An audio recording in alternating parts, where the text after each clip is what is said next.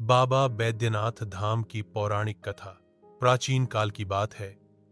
रावण लंका का राक्षस राजा और शिव भक्त ने भगवान शिव को प्रसन्न करने के लिए कठोर तपस्या की।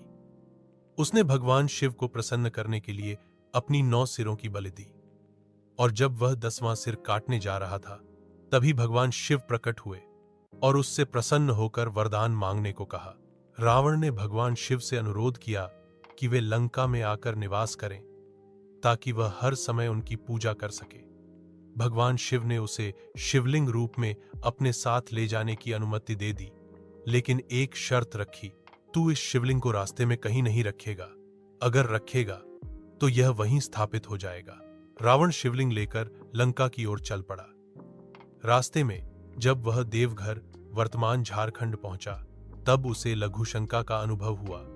उसने एक ग्वाले कुछ कथाओं में भगवान विष्णु द्वारा भेजे गए वरुण देव या गणेश से शिवलिंग को थोड़ी देर पकड़े रहने को कहा और खुद चला गया। ग्वाले ने शिवलिंग को बहुत देर तक हाथ में नहीं थामा और उसे जमीन पर रख दिया।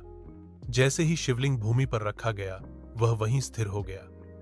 रावण जब लौटा तो उसने शिवलिंग को उठाने की बहुत कोशिश की, लेकिन वह हिला तक नहीं। रावण क्रोधित हो गया और उस शिवलिंग को अपने अंगूठे से दबा दिया, जिससे वह थोड़ा दब गया। आज भी बैद्यनाथ धाम में स्थित शिवलिंग में यह निशान दिखता है। बैद्यनाथ नाम कैसे पड़ा? कहा जाता है कि जब रावण घायल हो गया था, तो भगवान शिव ने वैद्य चिकित्सक का रूप धारण करके उसका उपचार किया। इस कारण से भगवान शिव को यहाँ बैद्यनाथ कहा जाता है। कांवड़ यात्रा की महिमा। हर वर्ष श्रावण मास जुलाई अगस्त में देश भर से भक्त गंगा जल लेकर सुल्तानगंज से बाबा बैद्यनाथ तक लगभग 110 किलोमीटर की यात्रा पैदल करते हैं। इस दौरान वे बोल बम का नारा लगाते हैं और शिवलिंग पर गंगा जल चढ़ाकर अपनी मनोकामनाएं पूरी होने की प्रार्थना करते हैं। विशेष तथ्य: बाबा बैद्यनाथ धाम 12 ज्योतिर्लिंगों में एक है।